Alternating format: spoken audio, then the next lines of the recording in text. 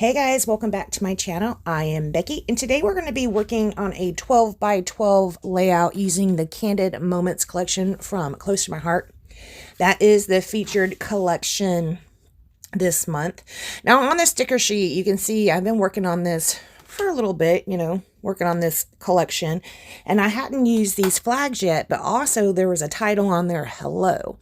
So the whole driving force behind this layout is I really wanted to use that hello. And I figured, well, might as well put the banners on there as well, since I already, have no idea what I'm going to do. Just that I want to use that title. So I went ahead and put the banners on there at an angle. They're not going to stay like that. And you saw me making them unsticky with that anti-static tool because I did not want to stick them down in this order. I wasn't sure just yet. On the back of the title, hello, I did put some foam tape. So that bit right there is,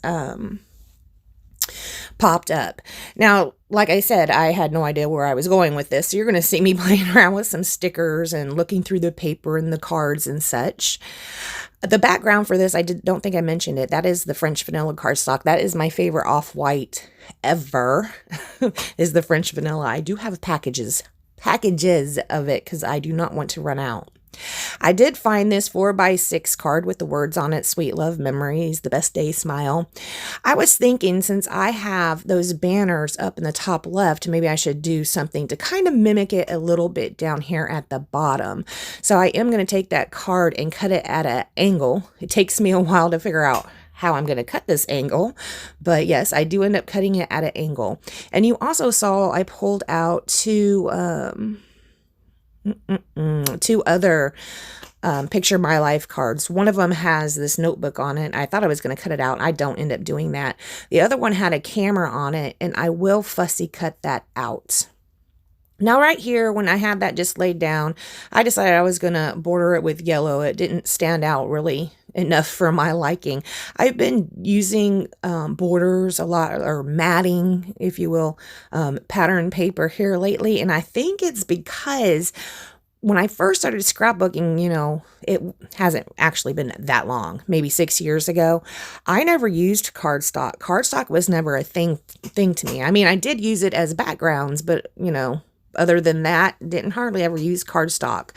Well, once I started being a consultant or a maker for Close to My Heart and discovered the cardstock, it's been a different story. So yeah, I've taken to matting pattern papers with the cardstock here recently. Okay, so again, when I started this layout, all I knew was hello, and then I went to the banner. So I didn't even know what size photos I was going to use on here. So you see I did pull out 2 photo placement mats that are 3x3. I am going to go ahead and mat that on this saffron cardstock as well. That is what that card right here is mounted on, or matted on. You can see that paper tool I just used to pull that up. That, since I got that, I got it at Close to My Heart. Since I got that, it has been a lifesaver.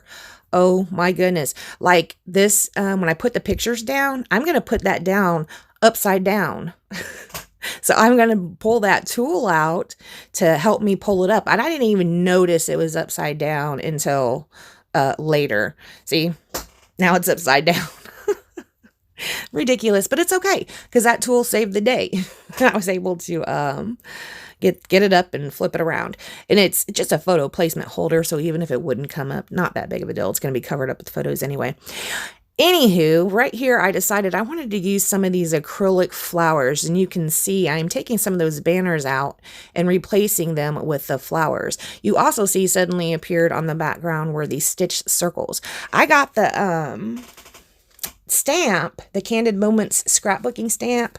I did not get the stamp in thin cuts because I figured, well, they're basically are cutting out like circles and stuff, right? And I have a circle stamp, or a circle die. Well, I couldn't find my circle die, so I did cut out a bunch of stitched circles, and then I went back with that Candid Moments scrapbooking stamp and, stamped some of the stamps inside of those stitched circles. Those are finding their way on there as well as an embellishment piece.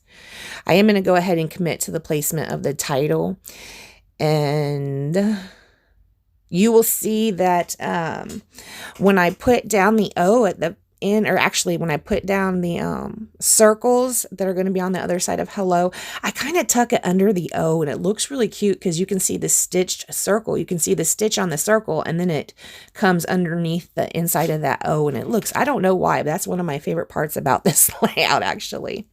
And you can see I'm doing a little bit of a squirrel thing here. I'm going back from putting down the title to embellishing, to putting down the title to embellishing. I don't know why. It was just kind of like a ooh, squirrel moment. You're right. I am going to notice here in a minute where I said that my title is upside down. I'm going to put this down and it's going to look a little bit wonky. And that's when I noticed that that is upside down. Right here, I am just putting down these with that Tombow tape, but on this one, I'm going to put it down with a glue dot.